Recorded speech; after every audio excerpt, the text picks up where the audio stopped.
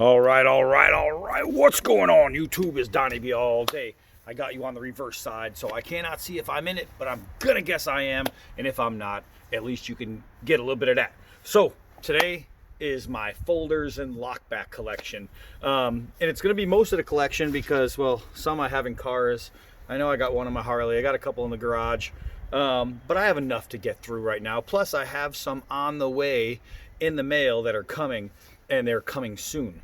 So we are about to get even more lockbacks and folders. So what I did is I separated my collection into a bunch of different stuff.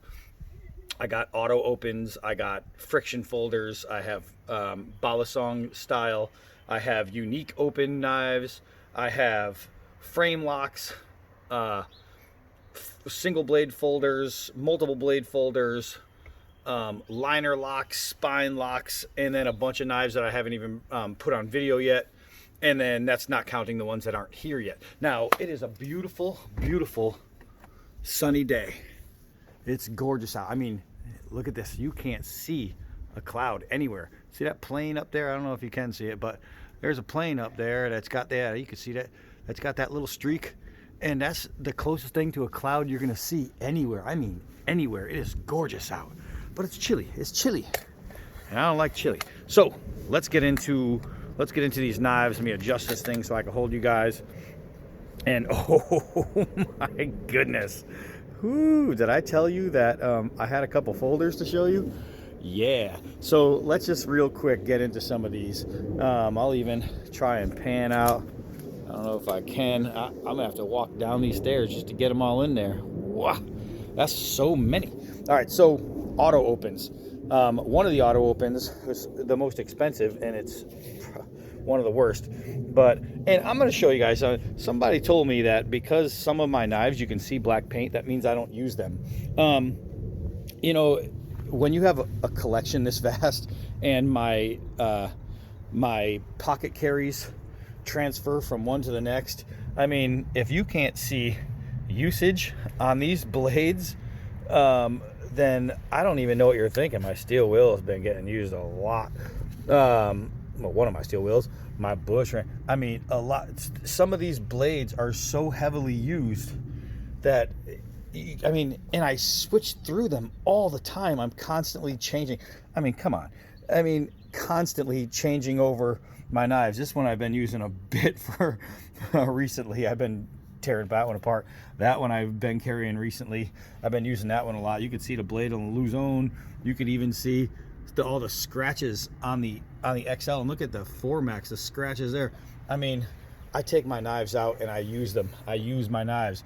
Apparently, if you don't absolutely abuse knives to the point where it's no longer being used as a knife, then you don't use your knives. So, I mean, come on. So here it is. Here's my collection. We're going to start again with the auto opens. Now this one is a Boker design by Magnum, right? So, you know, that means it's not a true Boker. It's just a Boker design. But this auto open has been with me a very long time. I mean, you can see the wear on that thing. It has been with me a long time. The paint's coming off of everything, but it just uses like crazy. Now this one, you can see the paint coming off of here because I used it a lot, but this is a Benchmade auto open, right? And you see how that just flipped back? This was one of those, you know, very, very expensive Benchmade auto opens, but like most Benchmade auto opens, if you use them, the springs will break, and then you have a great piece of steel with nothing to use it with. So I'm not a big Benchmade auto open fan. This one right here is the Joker blade, dirt cheap. This is an absolute budget knife, and I've trying to lock it while holding you guys. Hold on, I need 2 hands. Okay, so, and you can see, you know, I use this one. You can see the paint wearing off all around. I like to carry this one. This one is used to be my car carry all the time. Have it with me everywhere I went in the car. But this thing shoots out perfectly. It's still good, still awesome, and it's just a dirt cheap, crappy little knife. So now we'll get into friction folders. I love my Higonakame. This thing is one of the best friction folders I've ever used, and look how tiny it is. It's small, especially when you put it next to those fjords. And there are the fjords. And the Hen and Rooster, which I just shaved my head with the other day. The Hen and Rooster friction folder razor. Then we have a couple Balisongs. I just gave you this one from Cold Steel, and I gave you this one a while back. You have those. Now some unique open and close knives. This one opens like a regular knife, but to close it, you have to pull the rear outward to close it. Pretty funky. This one, if you can't tell I use this one, then there's something wrong with you. I even broke it here. This one, to close it, you have to move this piece right here. And now that it's broken, it's really difficult, but I still get it done. And then obviously the Kudu, you pull the ring to release it. That's a Cold Steel product. The amazing Opinel, which is taking some scratching because I love to carry this one. That guy right there is a collar lock. So now we get into frame locks, and you'll see different frame locks I have between the Tactical Gears and the CRKTs. Awesome. They're just this one right here, and well, this one I just carried the other day. This one right here I carried right before that, and this one I carried right before that. As a matter of fact, these three knives I've been carrying recently, and all three of them are really good knives. So now we're going to get into single blade folders, right?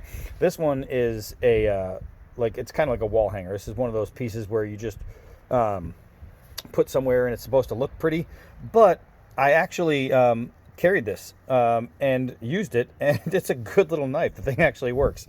Does it work as good as this? No way. The Case Hawkbill is probably the best hawkbill on the planet. That thing is amazing. Robert Kloss, awesome, great knife. But here we go with two phenomenal single blade openers. This one is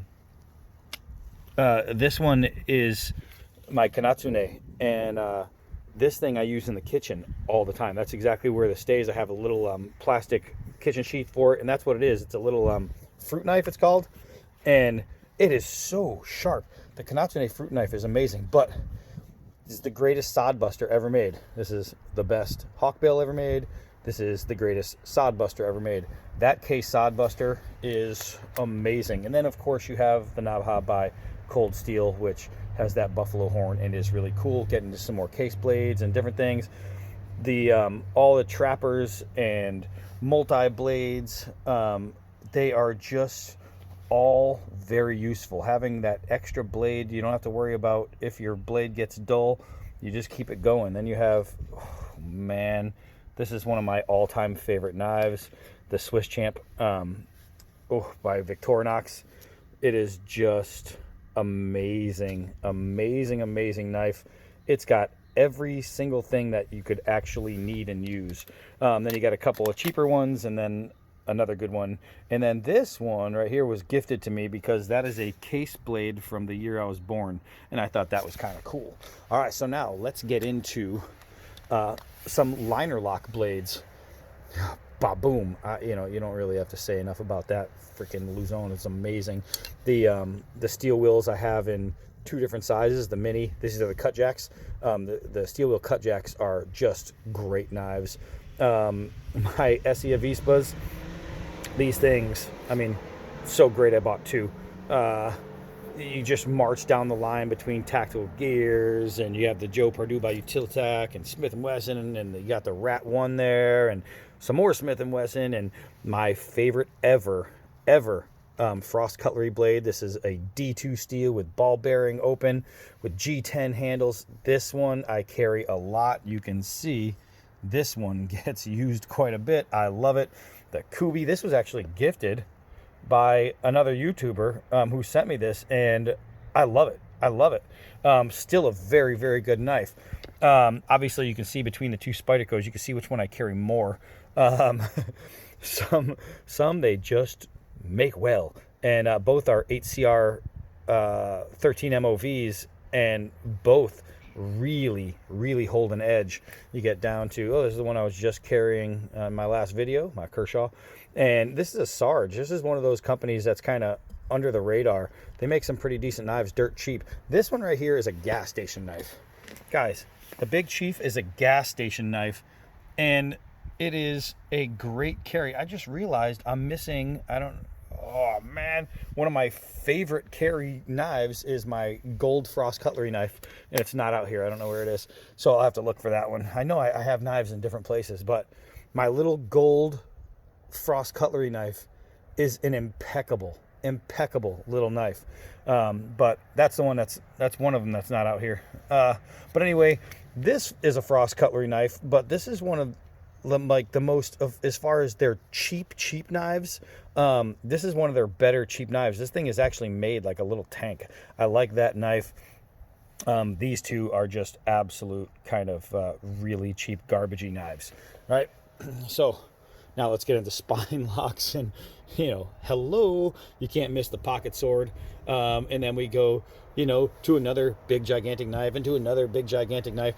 This 4-Max, guys, if you've never had carpenter steel in your hand, this thing, it's worth spending the money on. So is this, the SR1. Those are two of the single best knives, folding knives, lockbacks on the planet. Those guys right there. I mean, you could have just those two and not need any of these, but I'm down to be all day, so I need them all. Now we got some more cold steel, sharp. You got some K-bar. We got a couple of bucks. Obviously, they were both clip points. I turned this one into a drop point because somebody said you can't, so I said, okay, I'll do it. And that's how that came about. Then we got some the Schrade. You got the amazing case hammerhead. That's probably one of the best, or the best in its class. You got the frost cutlery, Ocoee River. You got another, this is one of those cheap frost ones.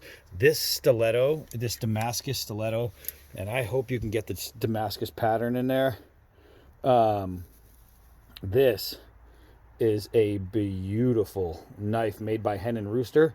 Sweet little stiletto, all bone handle, sharp as the dickens.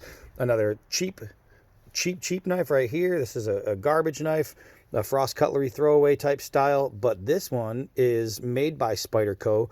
Same steel, same kind of shape. We'll kind of put that right there with the, and you can see it's called Bird. And what they do is they use cheaper materials and like the handle and things like that, but it's the same steel. And it's cut almost the same way. And it's the Cara. And if you can't afford a Spyderco, or you can't find a Spyderco, but you can find a Bird, this is a great second option if you like Spyderco knives. The Gerber, obviously, you can see I use this one. And I didn't want to because I hate the handle. I don't like the way it feels. I thought it was very cheap feeling. But then I started using it, and I'm like, it works, so why not? And then we have the Mako by Case, the smaller brother to the Hammerhead, and one of the greatest knives ever made. And obviously I carry this one a lot. That is the Tribal Lock by Case. It is amazing. Throwaway, Boker Plus. Great knife. This is a great knife. So great that I still carry it even after I broke it, and I broke it throwing it into a tree. All right, so what happens? This is a newer knife company that I found. I just did a review on this, as a matter of fact, not too long ago. This is out of Tennessee, and these guys make some really cool knives, and I can't wait to get some more. Actually, I have one that's ready to be reviewed, and these two I just did a versus on between the Kershaw and the Tough Light by Cold Steel. Both of those I love, and I'm getting another Kershaw in really soon. So those are literally, between all of those knives, this is where my daily carries come from, my pocket knives. I transfer between a lot of these blades, and I'll show you which ones. And before that, I'm going to show you what we haven't showed you yet. So I got a Schrade, a couple of kind of garbagey frost blades. This is one of those tourist area multi-folders. So is this one and this one, right? Not that one. So then you have cheap frost. This is a throwaway gas station. Although this is an M-Tech, and it's kind of built well. I'll give it that. It's built well. It's a decent knife, but you know, they're kind of corny. But it is what it is. This right here is the K-Bar Dozier. Very nice knife. This is a Tac Force gas station knife. And a lot of these, the gas station knives and the cheap knives, they were sent to me. So all these are like gifted knives. And that's why I have them. That's really why I haven't gotten to them. But what I want to do is a video just on budget folders and see what is good and what is not. Right outside of the budget realm, but close, is the Extreme Ops by Smith & Wesson. It's actually a pretty good knife. Then you get to the Kershaw, the Steel Will. I cannot wait to bring you this knife. This is the Plague Doctor. It's huge. This is a big, big knife. It's nice. Then this one is another just awesome knife. I brought you a fixed blade by Oerla, and I use it all the time. As a matter of fact, it's in my closet next to my clothes because it's a belt knife and I love carrying it. It's a flat nose chisel end design, and it's amazing. But this one right here is just complete all steel construction, and it feels tough as nails in the hand, and I am digging it. Haven't gotten into it yet. Of course, remember, these ones right here have not been on film yet, and this one just came to me yesterday, and I'm totally pumped about this. It is the 780 Expert by Buck, and I have some good feelings about that knife. I just think it's going to be a good knife. They use the same 420 HC that they use on their Buck 124 and Buck 110 and all the big hunting bucks that you know and love. So that right there is my entire, well, not entire, I'm missing some, and I really wish I had my little gold frost out here, because it's one of those knives that you look at it and you go, okay, budget knife, sure, but it's more than you know, able and capable of being an everyday carry, because I everyday carry it. So now what we're going to do is we're going to get rid of some that I do not everyday carry, and basically it's going to be gas station knives and the cheaper stuff that I just don't bring along with me. Hold on a second. So this is what my daily carry knives look like, and they're broken down into literally a couple different categories. I'm going to start with this 4 right here. These 4 I carry, but very infrequently. These are just, I'll be walking by and I'll look at them and go, why not? So these 4 I carry, but rarely. When I do, I mean, obviously they get used, but I don't usually have these with me. These 2 right here are brand new. I just did a video on these, so while I have carried this one so far, even though they're going to be in the rotation, I haven't had a chance to make them daily carries yet. This is a daily carry, but it's an around the house type thing. I use this around the house all the time. Love it. So this isn't something that goes out with me all the time. Has it gone out? Yeah, I actually had that with me plenty of times, but nowhere near as much as everything else. So then we get into these 4 right here. This one is attached to my hiking bag. So I hike a lot, so I can call it an everyday carry, because every day I hike, and the last 3 days in a row I went on hikes, this was with me. This one is my hike carry. So while I don't carry it around in a pocket all the time, it is an everyday hike carry. These 3 right here go between cars and Harley. I always usually have an auto open in either one in my Harley, one in my car, and this one I'll just generally keep in the car because they're fun to play with when you're bored and you're out somewhere. These ones right here, this little group right here, these are carries, especially this one and this one. I've carried a bunch, but just not as frequent, and they are a lot like this, to where I'll look at them and say, yeah, today I feel like it, but they're just a little bit even more than those. I enjoy taking those out, while those ones I carry very, very little. I carry these, oh man, I mean, just not as much as I carry those. It's the only way I could really put it. So then we get into my literal daily rotation, my general rotation. And yeah, the pocket sword I carry that a lot. You can't tell because it's so big, you'd think that you can't carry it, but it sits, the way they designed it, it sits so well in a pocket that you almost don't know it's there half the time, and nobody can see it. It's an amazing pocket carry. But these guys right here, I carry. I know if I'm spending a day where I'm running out and just doing errands, a lot of times I'll have something like this, or even one of the 110 variants. If it's just a day where I'm just running around and I don't have much going on, that's generally what I pocket. If I know I have a bottle of some kind of bottle that I need to open, like soda, if I'm going to be doing something where I'm going to be out, I always have that one just because it's a bottle opener and it makes it so convenient to have on you. The Tough Light I carry a lot. This one is fairly new, but I have been carrying it a lot. This one is very old. This is one of my first videos I did is on this knife right here. And it's still better. I carried this the other day. I actually showed it in a video. Just like that one. Yeah, these are going to be my carry. If I know I'm going to be out and where I need a blade that I'm going to be hacking with outside and doing a lot of like work around my logs and things like that, these two right here come with me a lot. This one right here comes with me a lot. Every now and then I'll pull this one out for that kind of work. Even my Open L comes out for that. My Open L, every now and then when I'm just feeling nostalgic, I just throw that in my pocket. I love having that in my pocket. You know, it's that wooden handle. It feels right.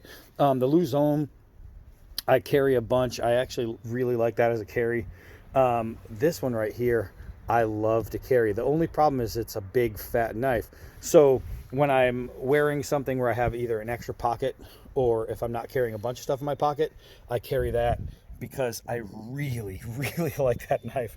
But that's it, man. This is my rotation, you know? This is what you'll see at any given day. Any one of those is in my pocket. And I always am walking around with something in my pocket. And the other one that's always in my pocket is my little gold frost cutlery knife, which was hanging on my board, but I was wearing it and I took it off and I put it down somewhere in the house and totally forgot where I put it when I started making this video. So that's in there, but that is another one of those just really, really good everyday carry blades. These I carry when I'm belting, you know what I mean? If I'm gonna just belt and not put something in my pocket, those get carried every time. One of those gets carried every time I'm belting. This one here has a pocket clip, so I don't have to worry about that one. This one here I carry a lot. This one here I've been carrying a super lot. This knife is awesome. I've even been doubling up where I will carry this one, but I'll also have with me one of my SE Avispas, because of all my folding knives, the SE Avispa is my favorite. I just absolutely love that knife. It handles well, it's fast, it's sharp, it's strong, it's everything about it is just a great knife. So my lockbacks and folders, even though this isn't all of them because you just seen a bunch go over there, yeah, these are my carries. So if people are wondering how my knives still look pretty good after, you know, a year showing you these knives online, it's because I have enough to rotate, and I mean rotate. All right, so that's it, man. That's it. And eventually, you know, obviously I'm getting more in, and I have more to show you, and I have more that just sit around. Although not, I don't want to say just sit around, because where is that? Where is it? Oh, this one I custom made. I did that. It was a cheap frost blade that I broke, and I played with that one a bit, and I did all kinds of grooves on it and stuff. But there's one in here. Of course, when I'm looking for it, I can't find it. It's in here somewhere. And then there's some neck knives and stuff like that. But there's one in here that I keep by my, oh, right here. This one I keep by my firewood. This is a great ferro rod striker. And it's great for cutting cord in the house and stuff like that when I'm doing firewood and I need to cut open a bundle. That knife is always around my firewood. It's a cheap frost cutlery knife, but man, is that good for that. So that's it. I'll be getting some more knives in. I'll be doing those videos. I'll be doing the videos on the new knives that are coming, and there's going to be verses and how things last. People are always asking me, hey, how's that knife holding up after this long? And that's it. That's it. Somebody recently just asked me how one of them is holding up, and I can't remember which one they asked about. Otherwise, I would use this video to show him. But my brother, if it's in here, then you know I use it every day. So that would be that. All right. That's it for me. I am Donnie B all day. Until next video.